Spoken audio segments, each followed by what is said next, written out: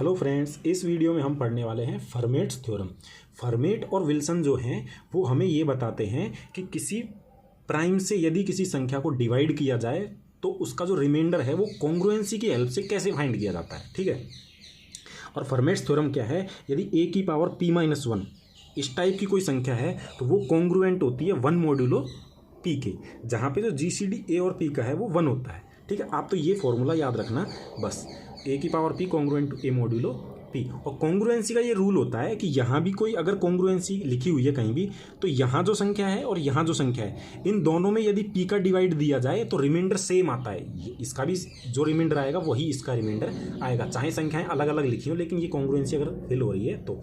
इसमें क्वेश्चंस कैसे आते हैं, इसमें क्वेश्चन आता है कि फाइंड रिमाइंडर व्हेन 6 की पावर 10 डिवाइडेड बाय 11। जब किसी की पावर आ जाए तो हमें ये ध्यान रखना है कि फर्मेट थ्योरम लगानी है, यदि फैक्टोरियल आ जाए तो हमें विल्सन थ्योरम लगानी है। तो आइए अब इसको कैसे करेंगे, देखिए इसको हम कैसे लिख सकते हैं, 6 की पावर 11 - 1।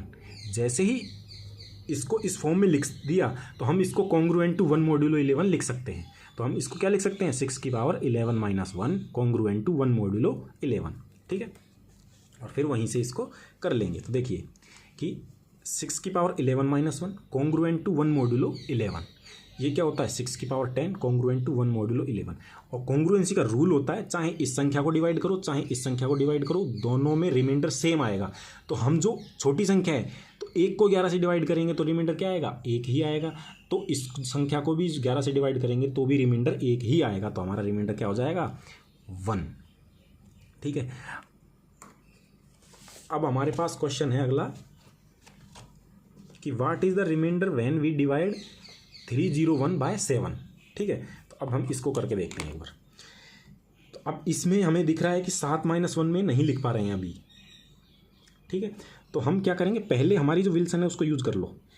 3 की पावर 7 - 1 कॉन्ग्रुएंट टू 1 मॉड्यूलो 7, ऐसे तो कर ही सकते हैं ना, कर लिया। अब ये क्या हो गया, 3 की पावर 6 कॉन्ग्रुएंट टू 1 मॉड 7 हो गया। अब हमें कहाँ तक जाना है, 101 तक। तो हम क्या करेंगे, 3 की पावर 6 एंड इसकी पावर 101 से नीचे रह जाए हमारी, तो हम इसको 16 से पावर 16 और कर देंगे, 16 पावर और कर दिया। क्योंकि ये किसका, अब हम यूज कर रहे हैं किसके रूल्स, कॉन्ग्रुएंसी के जो प्रॉपर्टीज़ हैं कि दोनों संख्याओं का पावर कर देंगे तो भी वो डिफरेंस नहीं रहेगा। तो ये क्या हो जाएगा 96 कॉन्ग्रुएंट टू 1 की पावर तो कुछ भी करो 1 मॉड्यूलो 7। ठीक है, अब क्या बचा, 3 की पावर 96 तो आ ही गया। अब इसमें इसको हमें क्या बनाना है, 101 तक बनाना है। तो इसमें क्या मल्टीप्लाई करेंगे, 3 की पावर 5 मल्टीप्लाई और करेंगे तब 101 तक पहुंचेगा। तो इधर भी हमें 3 की पावर 5 मल्टीप्लाई करना होगा मॉड 7। तो ये क्या हो जाएगा 3101 हो गया कॉन्ग्रुएंट टू। अब 3 की पावर 5 की वैल्यू क्या होती है, 3 की पावर 5 9 81 243। ठीक है, 243 मॉड 7। अब देखिए ये संख्या बड़ी है तो हम क्या करेंगे, 7 का डिवाइड इसमें देके देख लेंगे, जो इसका रिमाइंडर आएगा वही इसका रिमाइंडर आएगा। तो ठीक है, जैसे देखो 243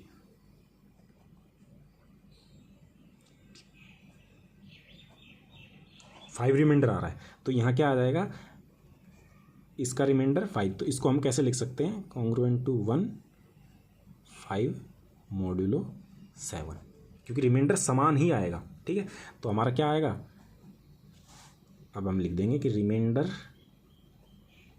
इज 5 आंसर। अब हमारे पास क्वेश्चन इस तरह भी आ सकता है कि रिमाइंडर व्हेन 5 की पावर 10 - 3 की पावर 10 डिवाइडेड बाय 11। इस तरह मतलब पहले तो या तो 1 दे देगा तो इसको क्या करते हैं, 5 की पावर 11 - 1 कॉन्ग्रुएंट टू 1 मॉड्यूलो 11 लिख देते, लेकिन 2 हैं तो इनको अलग अलग करके दोनों को माइनस कर देंगे। तो देखिए पहले क्या करेंगे, 5 की पावर 11 - 1 कॉन्ग्रुएंट टू 1 मॉड्यूलो 11, 5 की पावर 10 कॉन्ग्रुएंट टू 1 मॉड्यूलो 11, तो इससे रिमाइंडर क्या आ गया 1। एंड 3 की पावर 11 - 1 कॉन्ग्रुएंट टू 1 मॉड्यूलो 11, 3 की पावर 10 कॉन्ग्रुएंट टू 1 मॉड्यूलो 11, तो इससे रिमाइंडर क्या आ गया 1। अब दोनों को जो कॉन्ग्रुएंसी की जो रूल है उसको हम फॉलो कर लेंगे, दोनों कॉन्ग्रुएंट हैं तो इनको दोनों को आपस में डिवाइड माइनस कर देंगे। 5 की पावर 10 माइनस 3 की power 10 congruent to 1 minus 1 modulo 11। तो अब 1 माइनस 1 0, 5 की पावर 10 माइनस 3 की पावर 10 कॉन्ग्रुएंट टू 0 मॉड 11। तो यहाँ क्या होता है, रिमाइंडर इसमें भाग देंगे तो ये 0 रिमाइंडर है, तो इसमें भाग देंगे तो भी रिमाइंडर 0 ही आएगा, हैंस रिमाइंडर इज 0। इस तरह हमने क्या कर ली है, फर्मेट्स थ्योरम कर ली है। आगे हम विल्सन थ्योरम करेंगे। Thank you.